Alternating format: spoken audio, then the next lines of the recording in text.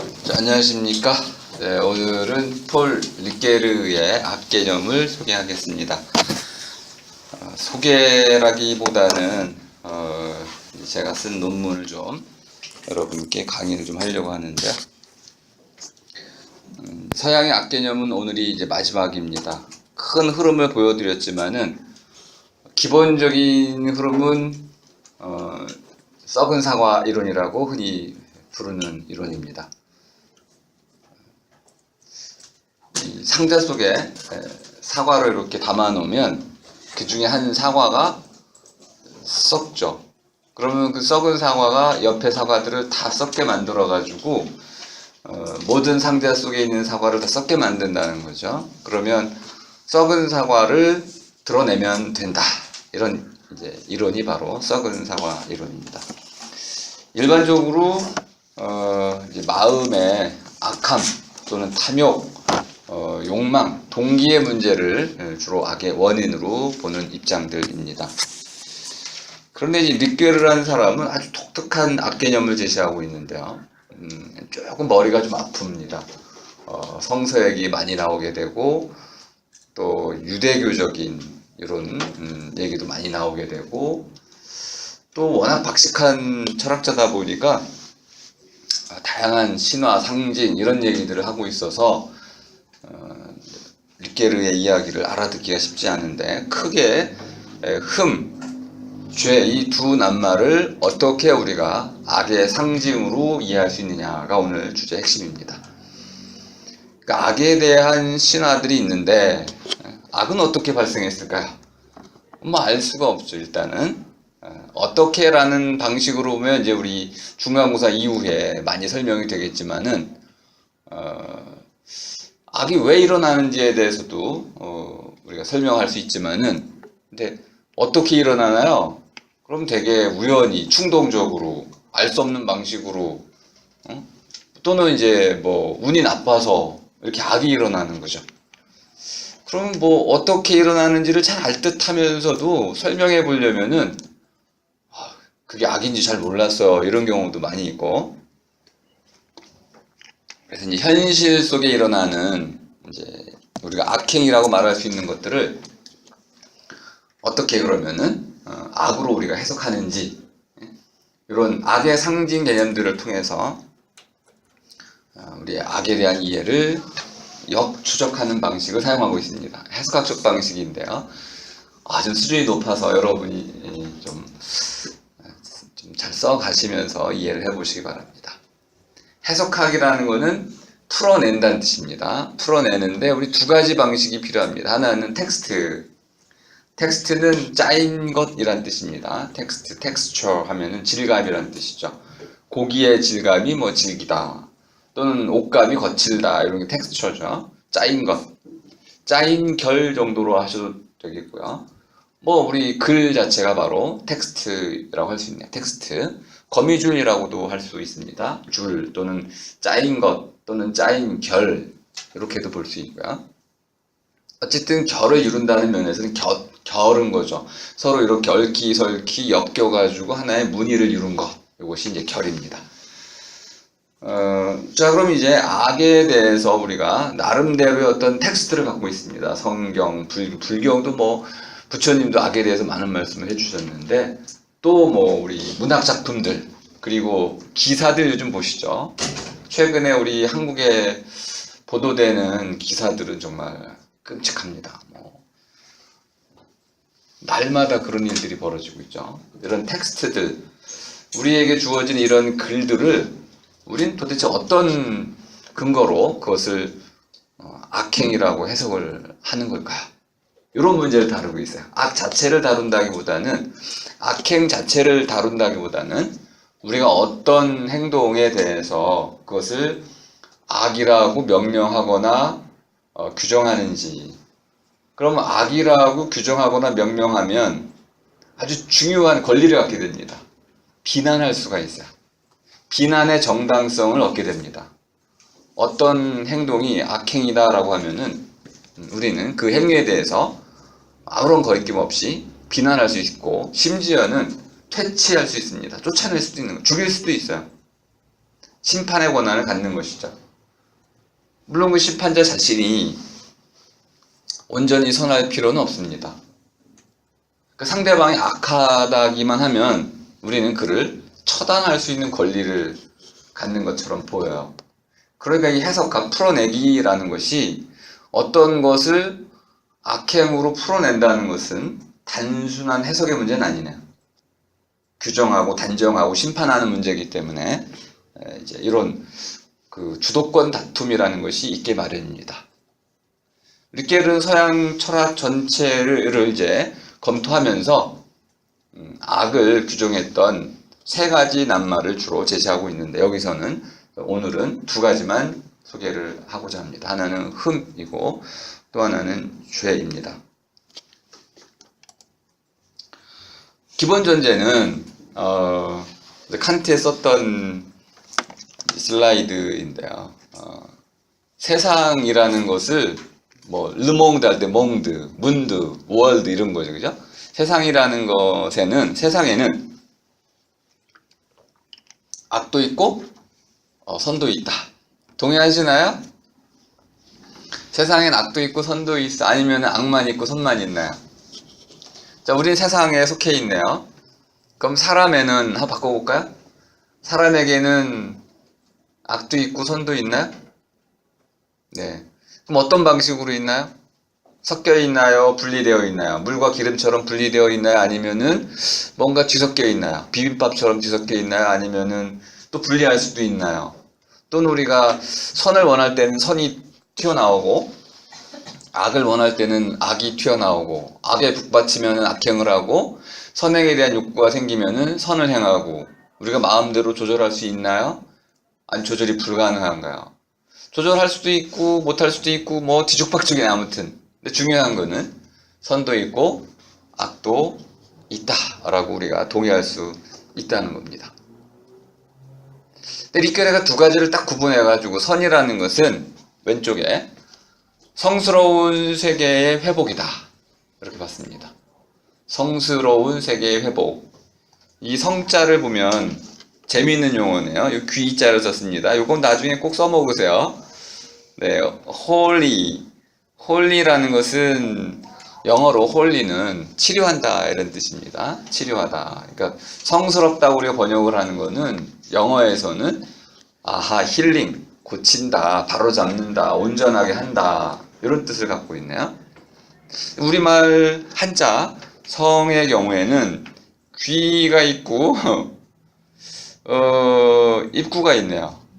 그러니까 성이라는 거는 사람들의 이야기를 들어준다 이런 뜻이네요. 성인이 누구냐면 이런 사람, 거렁뱅이, 또 살인자, 악마 이런 사람들의 이야기를 들어주는 사람. 여러분 다 성인 될 수 있어요. 성자 될 수 있네요. 굴뚝 청소부 성자 될 수 있습니다. 남이 하기 싫어하는 거 지나가는 사람이 그러죠. 저 쓰레기 누가 안 줍나? 그러면 얼른 가서 주우면 우린 성인이 되는 거죠. 성스럽다는 말의 의미는 사람들이 꺼리고 싫어하는 것을 대신 해주면 성스러움이 듭니다. 핵심이 이거네요. 성스럽다는 것은 회복입니다. 어디로 회복해 주냐면 온전한 것으로, 완전한 것으로, 흠없는 것으로 회복시켜 주는 것이 성스럽다. 그럼 이제 흠이 벌써 나왔네요. 그죠? 온전함, 이 빠지지 않은 거. 그릇이 있는데 이가 안 빠졌어요. 온전합니다. 이건 성스러운 거예요. 그래서 우리 말로는 고스란하다. 고스란히 가져와. 그러면은 하나도 다침이 없이, 흠 없이, 이 빠짐 없이 원래 모습 그대로 가져오라는 거죠. 여기 성이에요. 이걸 본래성이라고도 할 수 있는데 본래라는 것은 본디 밑바탕입니다. 밑. 근원을 얘기하는 거네. 우린 모두 어머니로부터 났습니다. 뭔가 타고났죠. 자연의 기운을 타고났고 무엇인가를 타고났습니다. 그럼 타고난 어떤 본래의 어떤 성질을 갖고 있겠죠. 타고난 성질, 타고난 바탕이 있습니다. 그것을 쭉 지켜나가면 그것이 본래성이네요. 그러니까 본래성이라는 것은 내가 삶을 살아가면서 이렇게 저렇게 더럽혀질 수 있는 게 아니고 본디 타고난 것으로서 깨끗한 것이네요. 번잡하거나 뒤섞여 있는 게 아니고 오로지 순수하게 다른 것과 섞이지 않은 채로 유지되고 있는 거, 그게 본래성이네. 요거를 되찾으면 이건 선이네요. 선이란 말 자체는 우리 착할선이라고 표현하고 있죠. 착할선. 그러면 선이라는 것은 착하다는 뜻이네요. 물론 이제 착하다는 뜻은 어떤 것을 잘 이룰 수 있다 이런 뜻입니다. 능력이 있거나 또는 마음이 여리거나 또는 마음이 고와가지고 남이 원하는 것들을 잘 해주는 사람, 이게 착한 사람이죠. 사람들이 원하는 걸 잘해주는 것도 착한 것이고, 사람들이 말하는 소리를 잘 들어주는 것도 착한 것이고, 그 온전한 것을 찾아주는 것도 착한 것이고, 이렇게 선이라는 것은 착하다, 잘 들어주는 것이다, 잘 이루어주는 것이다, 잘 해내는 것이다, 이렇게 이해하시면 되겠네요. 잘 이루고 잘 해주는 것은 본래성, 온전한 모습을 이루어주는 것이다, 완전케 해주는 것이다, 이렇게 이해하시면 되겠습니다. 그래서 선이라는 것은 완전을 향해 나아가는 것이고, 악은 흠을 많이 만들어내는 거, 흠집을 많이 만들어내는 거네요. 그러니까 성스러운 것으로부터 멀어지게 만드는 거. 그러니까 리케르가 말하는 악은 아주 쉬운 개념이네요. 전제가 필요합니다. 완전성. 성스러움의 개념을 여러분이 인정하시면 리케르는 아주 쉽게 이해가 됩니다. 성스러운 게 있어요. 뭔지는 그때그때마다 결정해야겠지만은 성스럽게 우리가 이루어가면 그건 선이고 멀어지면 악이라는 겁니다. 이해 안 될 거 하나도 없죠. 오늘의 논제가 이겁니다. 낙태 문제를 제가 물을 텐데요. 낙태, 아이를 소파술이라고도 하고 아이를 지우는 거죠. 아이를 벤 거는 성스럽고 또 본래적인 모습이라고 간주하겠습니다. 그 아이를 그러면 지우는 거, 낙태하는 것은 악이라고 말할 수 있을까요? 논제가 그래서 낙태는 악하다로 한번 정해 보겠습니다. 당연히 우리는 excuse 할 수 있습니다. 이유를 댈 수 있어요. 낙태할 수 있는 이유들이 있습니다. 근데 과연 낙태를 악이라고 말할 수 있을까요? 를 한번 르케르를 통해 가지고 고민을 해보도록 하겠습니다. 흠이란 말은 쉬운 글자입니다. 깨진 항아리. 항아리가 깨진 경우가 흠인데, 그럼 물이 셀 수도 있고 보기가 안 좋을 수도 있고 그러네요. 이걸 천연에 비유하면은 순결을 잃은 상태, 이것이 흠입니다. 그래서 우리 사람한테도 흠이 있다 그러면 이제 이혼한 사람, 또 아이가 딸린 경우, 뭔가 이제 완전치 못한 경우를 이제 흠이라 이렇게 얘기를 하게 됩니다. 그럼 리케르에 따르면은 악이라는 것은 어떤 것의 본래적 상태를 깨트리는 거네요. 굉장히 쉽네요, 그죠? 어떤 사람의 순수함 또는 완전함 또는 고귀함, 그가 소중히 여기는 어떤 것이 있다고 칩시다. 그걸 깨트리면 그것을 악이라고 정의할 수 있다는 겁니다. 여자에게는 여자의 완전함이 있는 것이고 남자에게는 남자의 완전함. 그러면 우리가 먹거리로 사용하고 있는 돼지나 소나 양 같은 경우는 어떻게 되나요? 그들의 생명은 과연 본래성인가요? 아닌가요? 그것들도 역시 본래적이네요. 그럼 우리가 육식을 한다는 것은 결국 악을 행하는 거예요. 하지만 선생님, 우리 먹어야 살잖아요. 그리고 우리 육식동물 아닌가요? 우리의 본래성은 어떻게 그럼 왜 무시를 하시죠? 우리의 본래성은 육식이에요. 고기를 먹는 거고, 고기는 결국 살아있는 걸 먹어야 되니까 죽여야 되네요. 그렇다면 우리의 본래성은 육식이고, 이거 충돌이 일어난다는 걸 알 수 있습니다. 그러니까 본래성을 깨트리는 걸 악으로 정의하자 처음엔 쉬워 보이지만은 서로 다른 종들 간에 어떤 충돌이 예상이 됩니다. 그럼 사람들 간에도 이런 일이 벌어지겠죠? 그럼 이렇게도 물어볼 수 있나요? 도둑의 본래성도 있나요? 그럼 그것도 인정한다면, 도둑으로 하여금 도둑질 못하게 하면은 그거 악한가요? 이런 이제 어려운 문제가 생겨납니다. 그래서 이제 기준의 문제를 결국 우리가 언급하게 되지 안 수 없는데요. 이때 말하는 이제 본래성이라는 것을 좀 더 신의 기준으로 가져가면 부정한 것, 부정, 깨끗하지 않은 것이란 뜻입니다. 깨끗하지 않은 것. 그러면 더럽힌다는 뜻으로 이해가 되는 거네요. 깨끗하지 않은 것, 곧 더럽혀진 것. 근데 더럽혀진다는 것의 의미를 이렇게 한번 이해해 보셔야 됩니다. 부정한 것 강조해 놓고 옮아가기라고 이제 또 강조를 했네요. 옮아가는 거. 몇 가지만 설명을 드리겠습니다. 일단 선악과는 너무 많이 알려져 있으니까 한번 간단히 소개를 해보겠습니다. 선악과.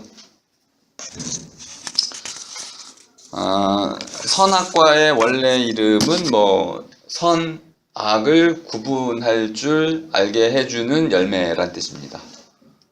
선악을 주는 게 아니고 선악, 착한 것과 악, 그 몹쓸 것을, 착한 것과 몹쓸 것을 구분할 줄 아는 지혜입니다.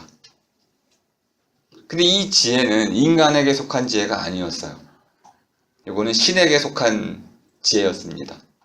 프로메테우스가 형벌을 받은 거 아시죠? 신에게 속한 불씨를 훔쳐오면 형벌을 받는 거죠. 신의 것을 도둑질한다면 그 형벌은 마땅히 죽음입니다. 그러니까 선과 악을 판별할 수 있는 지혜는 그건 신에게만 속한 것인데 그것을 인간이 훔친 거죠. 그럼 당연히 그 벌은 죽음입니다. 근데 왜 아담과 하와만 죽으면 됐지 그 아담과 하와의 후손까지 죽어야 될까요? 이게 난제네, 그죠? 이 난제를 해결하기엔 쉬운 방법은 그게 전염이 된다는 거예요. 아담과 하와의 그 실수, 그것은 단순한 실수가 아니라 마치 물리적 실수야. 전염병과 같아. 누군가가 콜레라에 딱 감염되면 그건 단순한 감염이 아니고 다른 모든 사람에게 전파가 된다는 거예요. 옮겨간다는 겁니다. 인과적으로 옮겨가. 그러니까 그 이제 병을 이제 옮은 사람을 격리하지 않으면 다른 사람들은 안전할 수가 없다고 보는 거예요. 그러면 이제 노아의 시대까지 와가지고 인류를 멸절해야만 한다고 생각했던 신의 생각을 이해할 수 있습니다. 그럼 막을 길이 없잖아요. 필연적으로 퍼져나가는 것인데 그럼 우리 마치 구제역 파동 때 소를 몽땅 살처분하듯이 그렇게 병에 걸린 인간들을, 인류를 이제 몰살해야만 했던 거죠. 이 원리를 이해하면 아주 간단하네요. 왜 신께서 인류를 멸절하려고 그랬을까요? 미워서? 그거보다는 감염이 됐기 때문에. 죄에 옮아가지고 흠이 생겨가지고 이건 막을 길이 없고 점점 더 그 흠은 커지는 거죠. 본래성은 더 점점 줄어들고 비본래성 악은 커지고 신조차도 그걸 막을 길이 없어진 겁니다. 이 접촉과 감염을 통해 가지고 점점 커지는 이 악을 막을 길이 없자 그러면 병원균을 완전히 쓸어버리듯이 인류 전체를 완전히 파멸시켜야만 했던 것이죠. 물론 이제 죽이기 전에 기회를 좀 줬습니다. 기회를 줬는데 그게 이제 두 가지 고통을 좀 감내하는 기회를 줬어. 네가 고통을 잘 감내해가지고 다시 내게로 돌아오면 용서를 해주겠다. 그 두 가지가 뭐냐면 여자에게는 출산의 고통을 줬습니다. 남자에게는 노동의 고통을 줬습니다. 근데 이 노동이라는 개념은 우리가 페인, 영어로 페인이라고 하는 이 페인, 고통의 어원입니다. 포노스. 사실 노동에서 고통이란 말이 나온 거야. 그러면 페인이란 말은 원래 아담의 노동을 말하는 거군요. 지금은 우리가 농사 짓기 편합니다. 기계화가 다 되어 있다 보니까 뭐 실제로 모내기를 내가 안 해도 농사를 질 수 있죠. 그런데 아담 시대에는요, 땅이 엉겅퀴만 낸다고 돼 있으니까 일단 씨를 뿌릴 수도 없고 농사를 지을 수가 없어요. 돌무더기에다가 뭐 나무에다가 뭐 멧돼지 하나만 나타나도 한 해 농작물이 완전히 망쳐지죠. 이런 상황. 절대 농사를 지을 수 있는 상황이 아니에요. 그러니까 엄청난 노동, 고통이 뒤따를 수밖에 없는 것이죠. 거기다가 이제 하와가 겪어야만 했던 출산의 고통이랑 이루 말할 수가 없습니다. 열악한 상황일 뿐만 아니라 더 문제가 되는 건 기르는 게 또 문제죠. 먹여 살려야 되고, 이런 이제 고통에 고통을 더해가는 방식으로 인간의 기회를 주긴 했지만은 결국 그 이제 시험 또는 기회를 인류는 제대로 살려가지 못하고 결국은 이제 절멸의 형벌을 받게 됩니다. 그리고 나서 이제 레위기로 오면, 레위기는 무슨 이제 규율에 관한 것들을, 이제 유대인들의 규율에 관한 거, 뭐 결혼 어떻게 하고 성년식 어떻게 하고 뭐 등등등 뭐 다 이런 모든 규례에 관한 것을 이제 많이 열거해 놓은 게 이제 레위기인데, 그 중에 이제 이런 흠에 관한 얘기들 많이 써놨습니다. 이걸 이제 르케르가 인용을 하고 있는데요. 흠의 원리를 이해시키려고 하는 부분입니다. 흠이라는 게 뭘 의미하는 거냐? 유전된다는 거야. 우리 왜 요즘 그런 말 많이 쓰죠? 암도 유전적 요인이 크다. 그래서 유전적 요인이 크다는 말의 의미는 잘 관리를 하라는 것으로 요즘은 이해가 됩니다. 어쨌든 유전적 요인으로 흠을 이해하고 있어요. 그러니까 악이라는 것은 다양한 방식으로 우리에게 옮아붙을 수 있고 옮겨갈 수가 있고 유전될 수 있다고 보는 입장입니다. 그 중에 이제 뭐 성병, 남자의 성병, 또 이제 우리 캐톨릭 같은 경우는 한 17세기까지만 해도 자유행위 같은 걸 금지시켰습니다. 이제 악이라고 봤기 때문에 그런 거죠. 레위기에 이제 뭐 정액을 흘린다든지 쏟는다든지 이런 것들 악으로 보고 있어요. 그걸 못하게 금지를 시켰고, 또 쾌락을 위한 성도 금지를 했기 때문에 부부간일지라도 이런 쾌락을 위한 성교는 금지를 했습니다. 오직 생산을 위한 성교만을 인정을 했던 것이죠. 거기다가 이제 여자의 그 월경도 부정한 것으로 보고, 깨끗게 하는, 물로 씻어라, 깨끗게 하는 의식을, 정화의식을 통해 가지고 새로 신에게로 완전케 될 수 있다고 봤던 것이죠. 자, 이렇게 기본적으로 모든 것들은 이제 썩은 사과 이론처럼 무엇인가 썩은 부분이 딱 닿으면, 전염이 되면 옮겨 붙기 시작한다는 거야.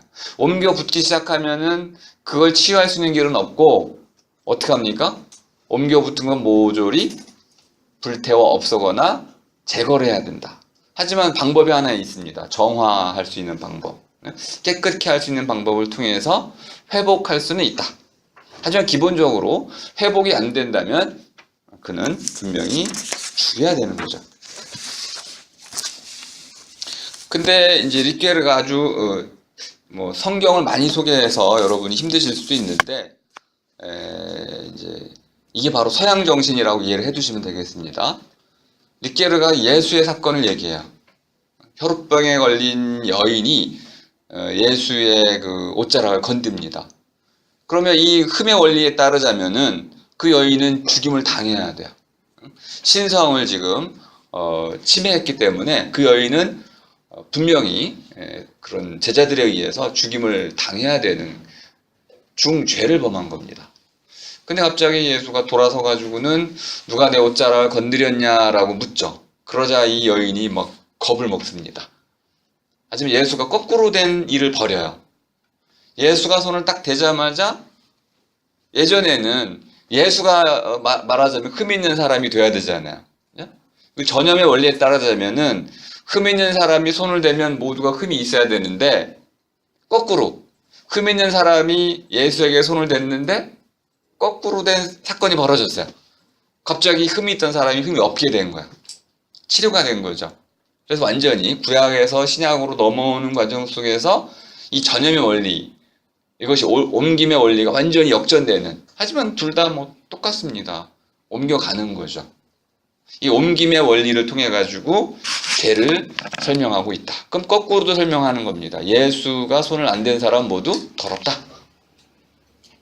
그럼 이제 모두가 예수한테 손을 대야겠네. 깨끗해지려면은.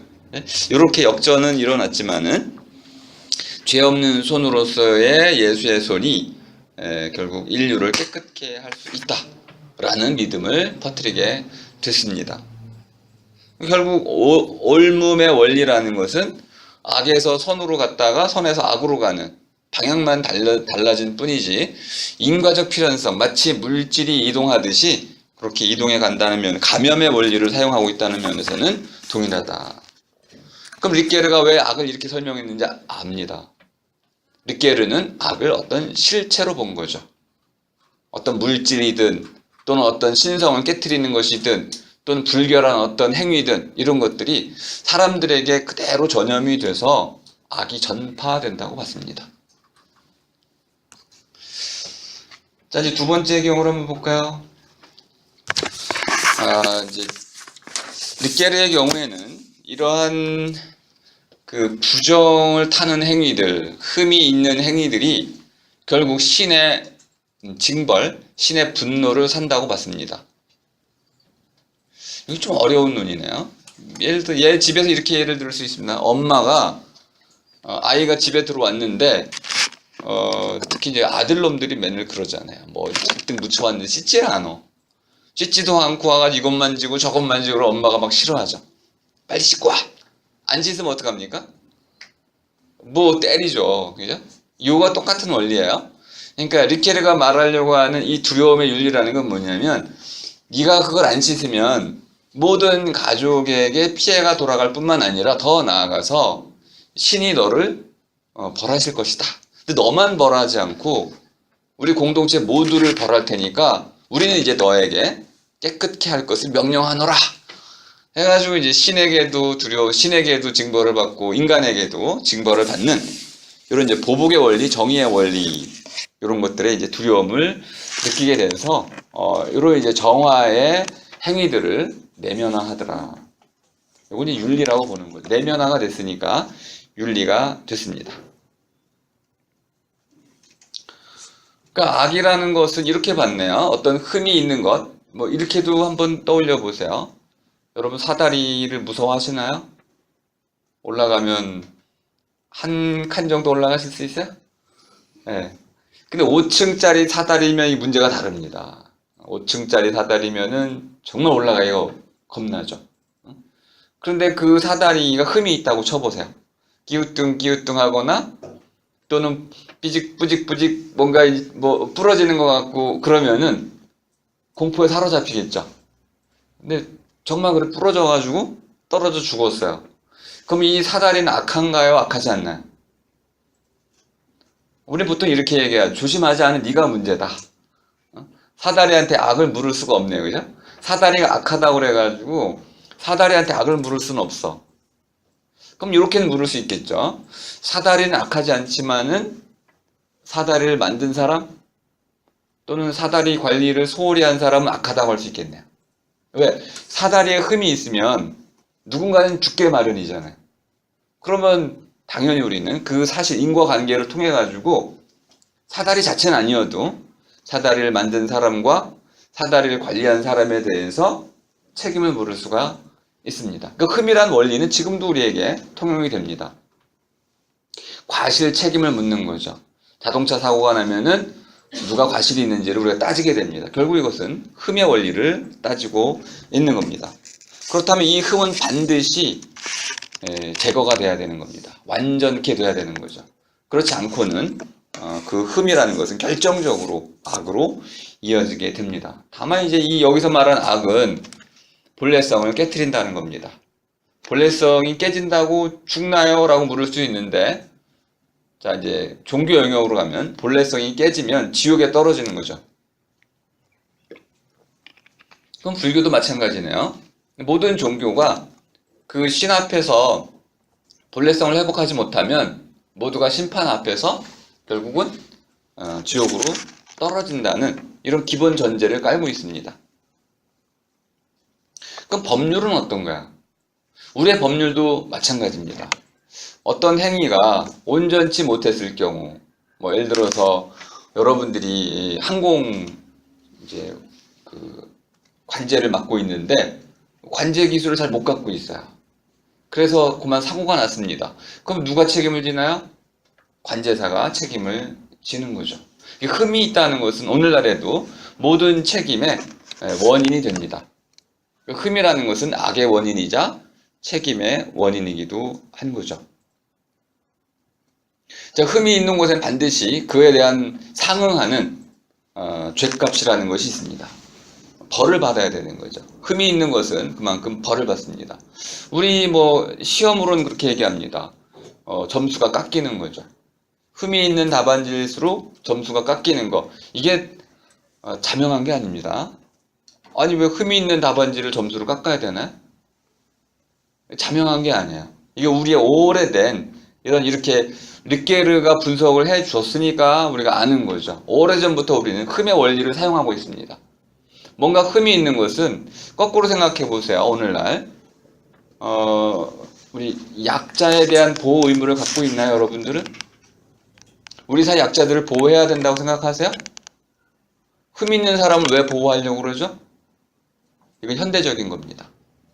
흠 있는 사람을 보호해야 된다는 이 논리는 여기서 르게르가 말하는 대로 치자면은 신약 이전에 없었던 거야. 그렇다면은 우리 두레 같은 경우도 고아라든지 과부 이런 사람들은 공동체에서 먹여 살려줬습니다. 약자에 대한 보호 의무를 갖고 있었죠. 그러니까 동양에서 이렇게 흠 있는 사람, 흠에 대해서 이것 악으로 여기지 않았습니다. 하지만 서양에서는 분명 우리와 다르게 흠에 대해서 이것을 악의 개념으로 이해를 하고 있네요. 그럼 이 악의 유래는, 이런 이해는, 이런 해석은 어디로부터 비롯된 걸까요? 이걸 지금 르게르가 자기 전통에서 묻고 있는 겁니다. 그러면 이제 해석학이라는 영역을 여러분 좀 이해하실 수가 있네요. 자, 우리 이렇게 얘기하면 좀 심할 수 있는데 르게르 예니가 한번 소개를 해보겠습니다. 어떤 사람이 바다로 고기를 잡으러 갔는데 풍랑을 만나서 고기를 못 잡고 그냥 돌아왔어요. 자, 이 질문입니다. 그러면 고기를 못 잡고 풍랑을 만나서 돌아온 책임은 누구한테 있을까요? 책임을 물어 누구한테? 아무튼 묻는데 누구한테 물을까요? 신에게 물을까요? 바다에게 물을까요? 어부 자신한테 물을까요? 아니면은 누구한테 물을까요? 그의 부인이 간음을 했다고 믿은 거죠. 어처구니 없으시죠? 어처구니 없지만은 그렇게 믿어서 그 부인을 죽이기도 했습니다. 이게 바로 흠의 원리로 이해가 됐다는 겁니다.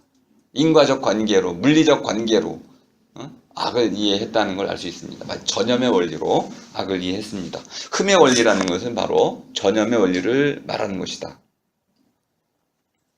그러면 이제 그 아내의 간음을 깨끗이 하거나 아내를 죽이거나 하는 방식을 거치지 않고는 고기잡이를 다시 나갈 수가 없는 거예요. 두려워서.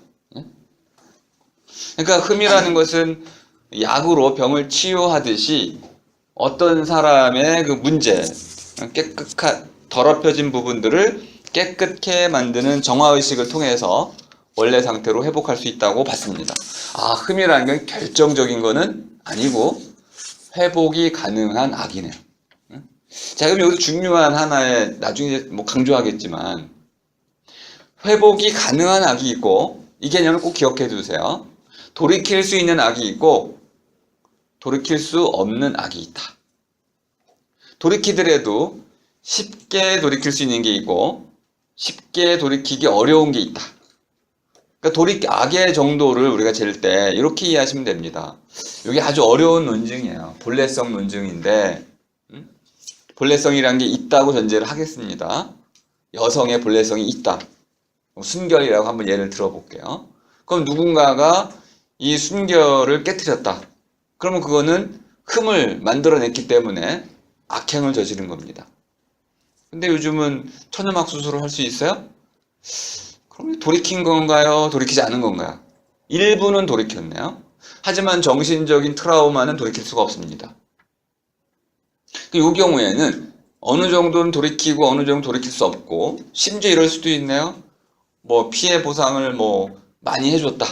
그러면 정신적 치료도 어느 정도 완화가 될 수 있네요. 그럼 줄이기 위한 노력을 반드시 해야 되는 거죠. 악행 뒤에는 그러면 정신병원 치료도 받아야 되는 것이고, 후유증 치료도 받아야 되는 것이고, 물질적 보상도 해야 되는 것이고, 이렇게 해가지고 악행 뒤에는 그 악행을 돌이킬 수 있는 이런 것들을 할 수 있으면 그 악의 정도는 줄어든다. 그러니까 반성하고 후회하고 뉘우쳐가지고 보상하거나 본인이 그것을 돌이키기 위해서 무엇인가 적극적 행동을 취했을 때 그때 우리는 악의 정도가 줄어든다라고 말할 수 있습니다. 이 논의가 생각보다 아주 훌륭한 논의입니다. 악을 이해하는 데서 왜 우리가 악에 대해서 이렇게 종잡을 수 없는 견해를 가져왔냐면 정도의 문제가 있어서 그렇습니다. 악의 정도의 문제. 요거를 이렇게 돌이킬 수 있느냐 없느냐를 가지고 악의 문제를 좀 어느 정도 해결할 수 있다. 나중에 한번 잘 보시게 될 테고요. 자, 지금 두려움의 윤리라는 것은 흠이라는 것이 한번 생기면 그것은 반드시 보복이라든지 처벌로 이어지기 때문에 신의 처벌로 이어질 것이기 때문에 우린 그 다음에 올 어떤 두려운 사건에 대해서 공포를 떠는 거죠. 공포감을 느끼게 됩니다. 자, 그런데 이렇게도 말할 수 있네요. 어떤 사람이 처벌을 받고 있다면 그는 흠이 많은 사람일까요? 아닐까요? 그는 흠이 많은 사람일 겁니다. 그가 큰 처벌을 받고 있다면, 큰 고통을 받고 있다면 그는 더 많은 흠이 있는 사람이겠죠. 그런데 또 거꾸로 이렇게도 말할 수 있습니다. 저 사람은 저렇게 많은 고통을 받고 있구나, 고난 속에 있구나. 거꾸로 얘기할 수도 있습니다. 저 고난이 다 지나가면 이 사람은 흠이 없는 사람이 되겠구나. 그러니까 고난에 대한 이중적 해석이 있네요. 하나는 고난은 흠에 대한 처벌이고 또 하나는 그 고난은 흠이 치료되고 있는 과정이라는 것에 대한 암시입니다. 이중적 해석을 통해 가지고 우리는 흠에 대한 도덕적 판단을 할 수 있게 되는 거죠. 그럼 이제 고난의 고통을 받는 사람은 어떻게 도덕적으로 판단해야 됩니까? 자신의 흠을 인정하고 그 흠에 대한 용서를 구하면서 그 고난을 제대로 수용하고 고난을 제대로 고통을 받음으로써 본래성을 회복하면 그건 도덕적인 사람. 고난을 피하고 안 받으려고 하고 용서도 안 하고 본래성을 회복하려고도 안 하면 그는 더 악한 사람. 이렇게 쉽죠, 그죠? 고난의 의미를 통해 가지고 흠으로서의 악의 의미를 이렇게 설명해낼 수가 있습니다. 자, 그럼 이제 또 하나의 중요한 얘기를 한번 하겠습니다. 욥의 고난이라고 알려져 있는 신학에서는 아주 난제 중에 난제입니다. 욥이라는 사람은 흠이 없는 사람인데 이렇게도 얘기할 수 있네요. 우리 태어나자마자 죽는 아이는 이거 어떻게 된 거야? 천사. 저도 그런 경험들이 좀 있는데요. 나이를 좀 먹으면 2주에 한 번꼴로 이제 상가집에 갑니다. 진짜 이건 무슨 행사죠, 행사. 2주에 한 번씩은 가게 되는데 보통은 죽어 마땅한 사람들이 죽어요. 근데 가끔은 천사들이 죽어. 그럼 마음이 너무 아프고 위로할 수도 없어, 이거는. 그가 무슨 흠이 있는 것도 아니고 죄가 있는 것도 아니고 무슨 잘못을 저지른 것도 아니고 그렇게 좋은 일만 하고 또는 어리고 아름답고 귀엽기만 한데 나이 든 사람도 천사가 있어요. 근데 그런 사람이 갑자기 무슨 병이나 사고로 죽으면 참 마음이 아파요. 그럴 때 이제 이렇게 물을 수가 있습니다. 아니, 왜 힘이 없는 사람이 죽는 걸까? 왜 고통을 받는 거지? 도대체 이건 무슨 이유야? 이런 얘기도 많이 하죠. 이제 암에 걸린 사람들이 암을 이제 수용하는, 받아들이는 단계가 있다고 그러잖아요. 첫 번째 단계는 다 암을 거부하는 거죠. 내가 암이 걸렸을 리가 없어. 부정하는 거야. 그 다음에는 저주를 합니다. 내가 뭘 잘못했다고. 신에게 대해서, 남편에 대해서, 심지어 아이들에 대해서, 인생에 대해서 막 저주를 퍼붓는 거죠. 너희들 때문에 내가 암에 걸렸어. 이렇게. 그러다가 이제 해도 안 되는 거 어떻게 일단 암이라는 걸 받아들이고 나면 이제 고쳐야 되잖아요. 수용의 단계가 있고 그 다음에 이제 살아남으려고 하는 생존 욕구가 발동을 하게 되고 또 한편으로는 이제 감사라는 것도 생기게 됩니다. 아직 살아있으니까 그 단계가 있는데요. 기본적으로 우리가 이제 흠 없는 사람이 받는 고통에 대해서 우리는 좀 분노하게 됩니다. 내가 뭐 때문에 이런 고통을 받아야 된단 말인가? 근데 고통을 주는 주체가 없어서 더 괴롭기도 합니다. 이걸 이제 르게르는 인류는 이런 문제에 많이 부닥쳐 왔기 때문에 어떻게든 해석을 해야 됐다는 거야. 고통의 이런 실체를 우리가 알지 못할 때 실체 없는 고통, 흠이 없는 고통, 아무런 잘못도 없이 받는 고통에 대해서 우리는 이걸 어떻게 해석을 해야 될까? 욥의 고난이라는 걸 통해 가지고 일종의 이건 시험이다. 이렇게 시험으로서의 악을 얘기하고 있습니다. 시험. 요 시험은 이제 신적 관계를 끌어들이면 유대인이 아니고는 이해하기 좀 어려운데요. 유대 종교에서는 신과 인간의 1:1 관계를 얘기하고 있습니다. 그러면 르케르 눈에 봤을 때 욥의 고난, 의인의 고난 또는 흠이 없는 사람, 죄가 없는 사람의 이런 고난은 결국 신이 그에게 고난을 받는 사람에게 뭘 물어본 거야. 너 이렇게 내가 고난을 줘도 나와의 관계를 끊지 않을 것이냐? 당신 나를 계속 사랑할 거야? 이렇게. 그런 시험에 통과하면 이제 신께서는 그를 더욱 뛰어난 또는 복을 주는 그런 이제 뭐 보답을 한다는 것이죠. 그러니까 이유 없는 고난에 대해서 여러분들은 이렇게 판단하라는 겁니다. 아, 이거는 신이 나를 시험하는 거구나. 그래서 이 고난을 잘 달게 받으면 결국 현세에서는 내가 고통 속에 죽음을 당하겠지만은 결국 끝내는 신에 의해서 보답을 받을 것이다. 이렇게 해석을 했다는 겁니다. 그러니까 시험으로서의 고난이 이제 새로운 고난의 의미로 자리를 잡게 된 거죠. 그러니까 이제까지의 모든 고통과 고난은 흠으로부터, 불완전성으로부터 비롯됐다고 볼 수 있는데 흠이 없는 사람도 고난을 받는 걸 보니까 이런 고난은 이제 시험으로서의 고난으로 볼 수 있다. 그럼 이제 경계의 윤리가 나오는 겁니다. 두려움의 윤리에서 이제 경계의 윤리, 그죠? 두려움이라는 것은 결국 처벌에 대한 것인데 반해서 경계라는 것은 너 시험 받지 않도록 조심하라는 거죠. 미리미리 신앙 고백을 잘 하라고 르게르가 이제 얘기하고 있는 부분입니다. 두 번째 부분이 이제 더 어려우고도 본래적인 내용인데요. 죄에 관한 것입니다. 죄. 이 죄에 관한 내용에서는 핵심이 새 포도주는 새 부대라는 말입니다. 르게르난 철학자를 읽어보면 여러분 머리가 엄청 아플 거예요.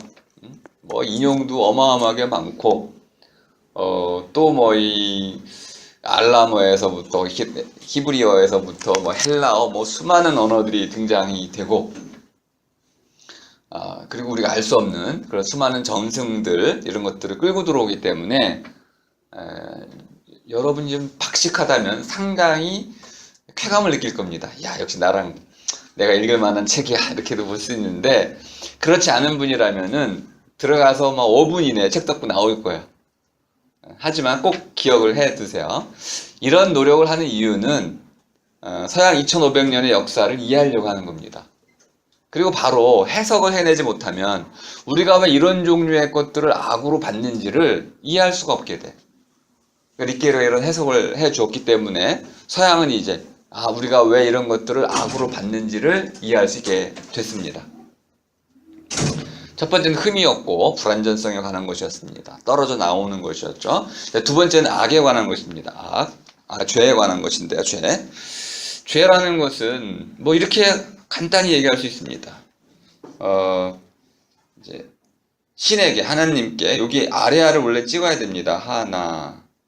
하나 달림 별림 할 때 그런 거야. 하나인 님, 둘이 아니고 하나뿐인 님이란 뜻으로 하나님이라고 번역을 처음에 했었습니다. 캐톨릭에서는 하느님이라고 하늘 니을이 탈락된 것으로 쓰기도 하고요. 몇 가지 낱말만 좀 소개해 드릴 텐데 성경에서 하나님이라고 번역된 낱말은 엘로힘이라는 낱말입니다. 엘로힘.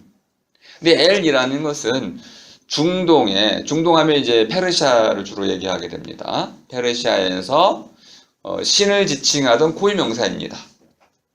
이 신을 지칭하던 우리식으로 이제 환인, 환웅 이런 거죠. 환인이 신이니까 환인이라는 고유명사였는데 이걸 유대인들이 받아들이면서 그냥 거기다가 이제 복수 형태로 바꿔서 엘로힘 단수로 바꿨습니다. 그러니까 복수로 받아들인 다음에 다시 단수로 만들어 가지고 엘로힘이라고 하고 보통 명사로 바꿨어요. 특이하네요, 그죠?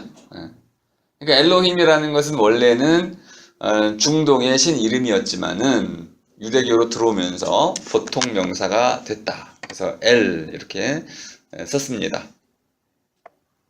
그리고 유대인들이 믿었던 신의 이름은 야훼입니다. 야훼라는 낱말의 뜻은 거룩하다 이런 뜻입니다. 거룩한 자. 또는 반석이란 뜻도 있습니다. 반석, 튼튼하다, 반석, 또 뛰어나다, 뭐 이런 좋은 뜻은 다 갖고 있겠죠.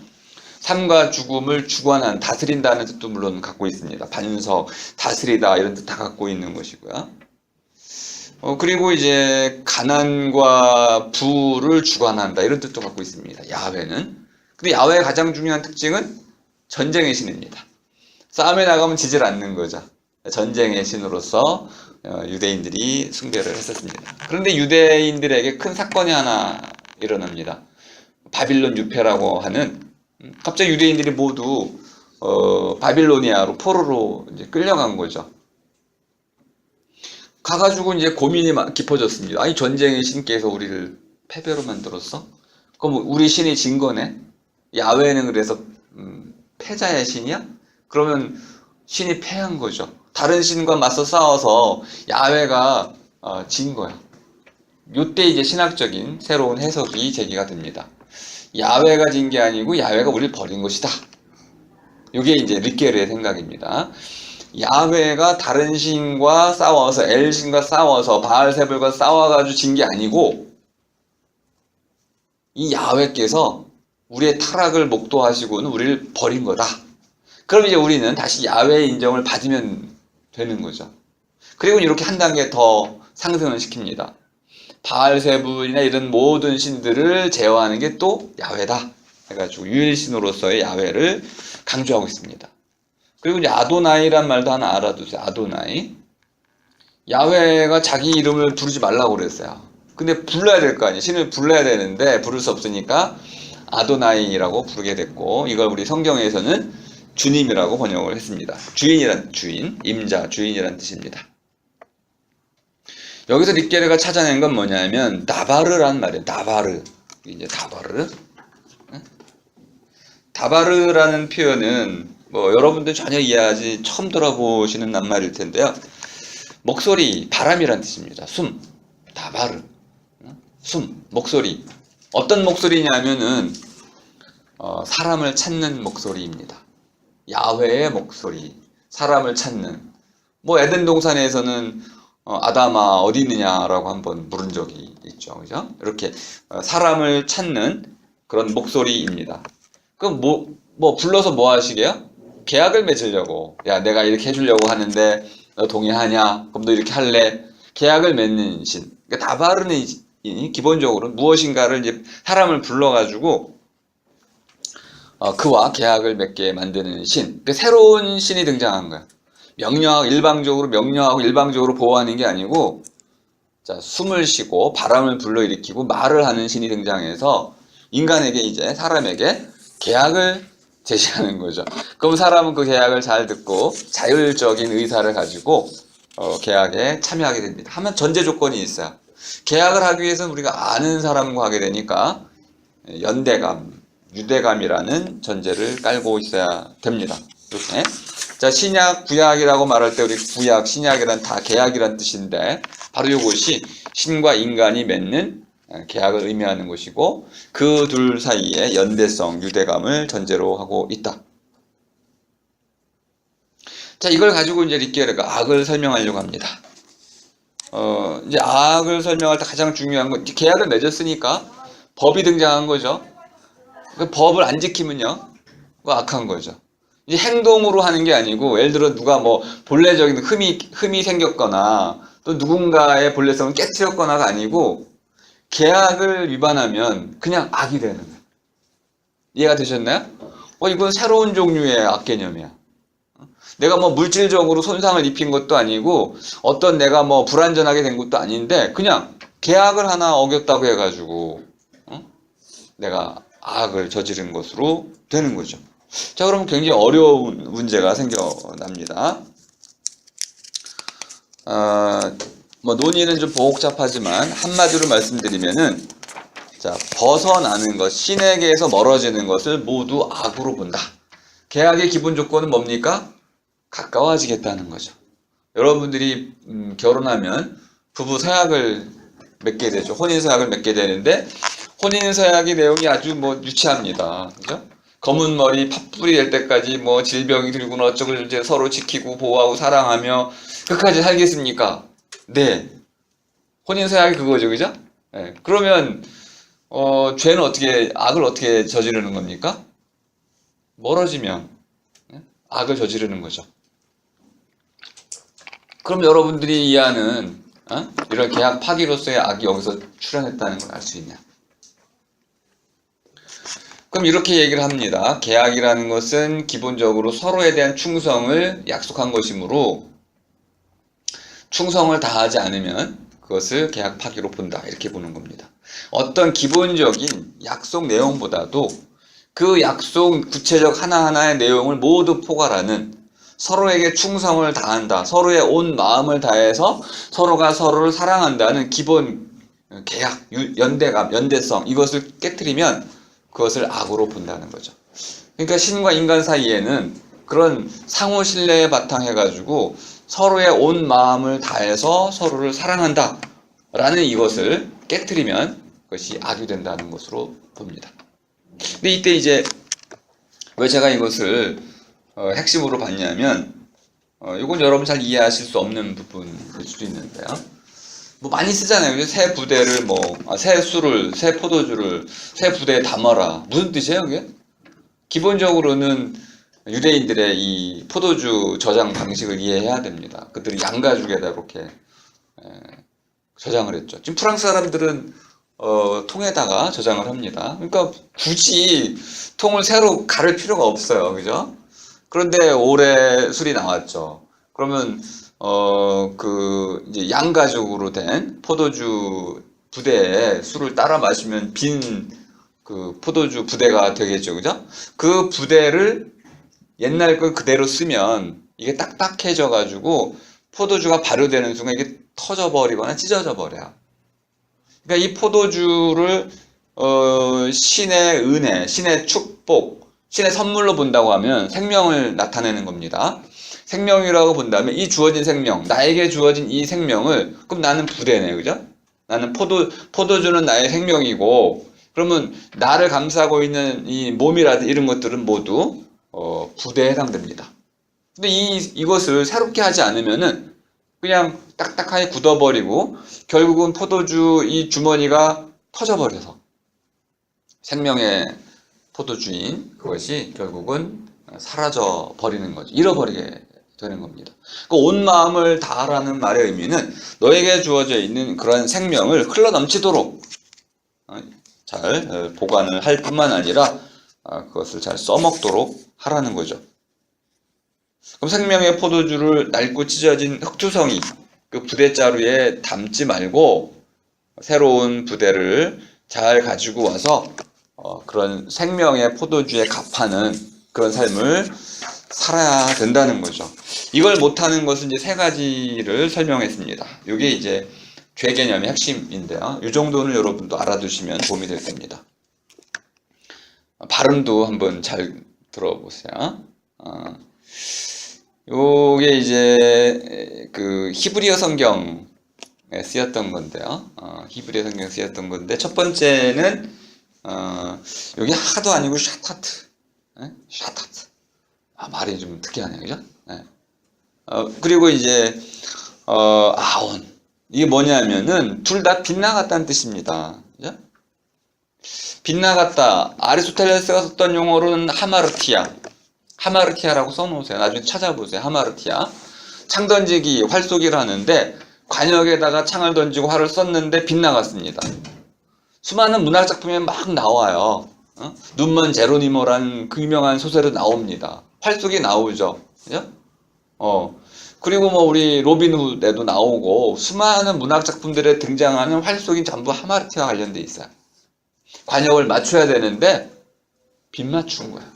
그러면 이제 동생이 죽고 연인이 죽고 누가 죽고 이렇게 원치 않았던 내가 원래 의도하지 않았던 어떤 행동이 엄청난 재앙을 불러일으켰을 때 그걸 이제 하마르티아라고 한다. 그러니까 요 첫 번째 내용은 샤타트라는 것은 기본적으로는 내가 뭐 악을 저지르고 싶어서 또는 신의 명령을 어기고 싶어서 어긴다기보다는 욕망이라든지 인간의 불완전성이라든지 이런 것 때문에 필요에 의해서 또는 무지에 의해서 이루어지는 그런 이제 어긋남, 벗어남, 유혹당하는 거, 미혹당하는 거, 뱀의 꿰매 넘어가는 것들, 이런 것들이 바로 샤타트라고 할 수 있네요.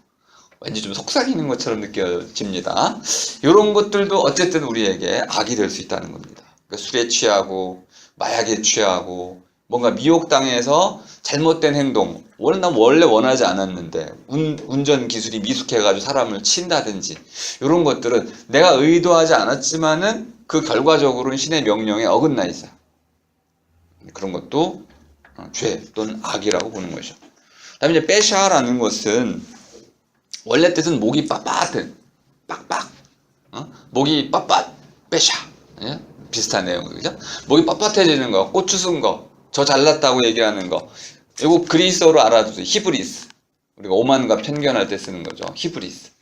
히브리스는 원래는 이제 신들이 질투할 만큼 뛰어난 사람을 나타내는 겁니다.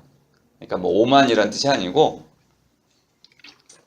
신들의 시기 질투를 받을 만큼 뛰어난 사람에 대해서 히브리스라고 이제 쓰고는 있는데 여기서 뭐냐면은 신에게 맞서는 겁니다. 대드는 거죠. 이제 아들이 커가지고 아버지 딱 아버지 그러면은 아버지가 어느 날 갑자기 기가 퍽 죽죠.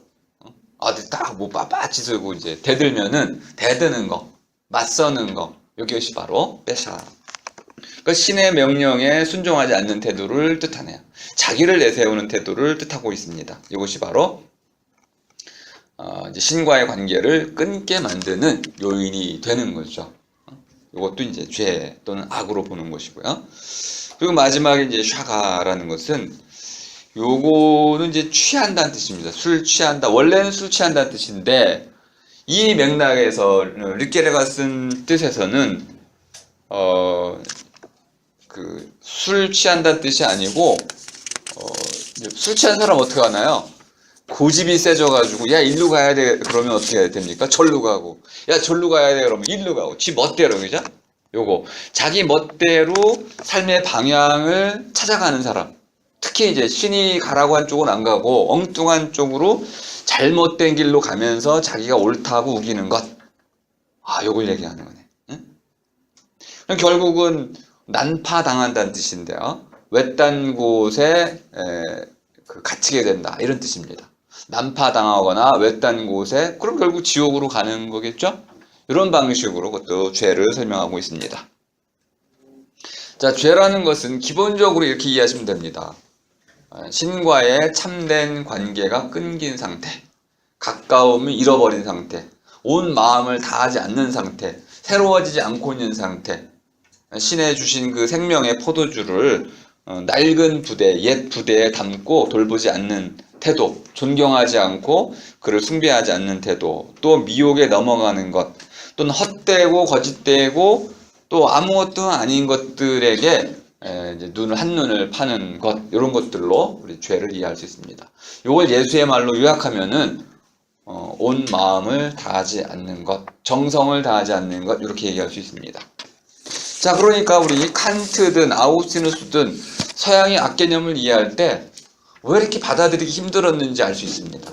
그들의 악개념이 깔끔해 보이긴 하는데 왜 이렇게 받아들이기 어려운지, 동의가 안 되는지 저도 릿게를 읽고 나서는 쉽게 설명이 됐습니다. 아하, 이렇게 서양 사람들은 근본적으로 흠이라든지 죄라는 개념을 악과 동일시하고 있었기 때문에 이런 문제가 생겼구나. 나중에 제가 신랄하게 비판할 겁니다. 악은 죄와 전혀 다른 개념이에요. 그러니까 릿게르가 됐든 칸트가 됐든 아우구스티누스가 됐든 이들은 악과 죄를 혼돈했습니다. 그래서 악을 설명할 길이 없었던 것이죠. 악과 죄는 다른 것이다. 이렇게 이해를 해두면 나중에 이제 우리가 어떤 탈출구를 찾을 수 있는지 그걸 발견할 수가 있습니다. 자, 오늘 제 강의 이렇게 이제 마치고 한번 토론을 좀 해볼 텐데요. 오늘 토론 주제는 뭐 이게 뜨거운 주제입니다. 한국의 경우에 기혼 여성의 한 40% 정도가 낙태를 경험하고 있습니다. 이건 알려지지 않는 뭐 그런 비밀스러운 행동들인데, 낙태를 많이 하는 이유 중에 하나는 뭐 여러 가지가 있지만 기르기가 힘들다는 게 좀 있고요. 기르기 힘들죠. 여자도 일을 해야 되는데 이런 노동 여건, 재취업이 잘 안 되고, 또 이제 육아라든지 이런 거에 대한 지원이 잘 안 되니까 실제로 뭐 여자가 모든 걸 책임져야 되잖아요. 너무 힘들고, 또 남자 입장에서도 둘 셋을 막 기르기 어렵고, 그리고 뭐 예전처럼 뭐 남자를 낳으려고 낙태하는 경우는 거의 없고요. 지금은 거의 이렇게 육아에 대한 어려움, 다음에 이제 그 아이를 뒷바라지 해야 되는데 이런 이제 경제적인 어려움, 교육비의 상승, 뭐 한 2억 5천 정도 들어간다고 그러잖아요. 한 아이를 기르려면. 그럼 둘을 기르면 5억이 들어가네요. 그럼 자기 노후는 어떻게 되는 것이며, 또 그 아이 혹시 장가가고 시집 가면은 집도 마련해 줘야 되나요? 그러면 혼수 비용이 보통 8천에서 한 3억 정도 비용 들어가니까 아무리 열심히 살아도 아이 뒷바라지 하다가 그냥 늙어버리겠네. 그러니까 두려운 거죠. 이런 문제들이 많아서 이제 실수로 아무튼 원하지 않는 아이가 생기면은 이렇게 임신 중절을 많이 하고 있습니다. 우리의 지혜가 필요한데 과연 이것을 한번 물어보려고 합니다. 이것이 악하다고 말할 수 있는지, 아니면 필요에 의한 수술, 의료 행위라고 볼 수 있는 것인지 여러분 입장 한번 잘 정리하셔서 토론해 보시기 바랍니다. 그럼 제 강의 잠깐 이렇게 멈추고요.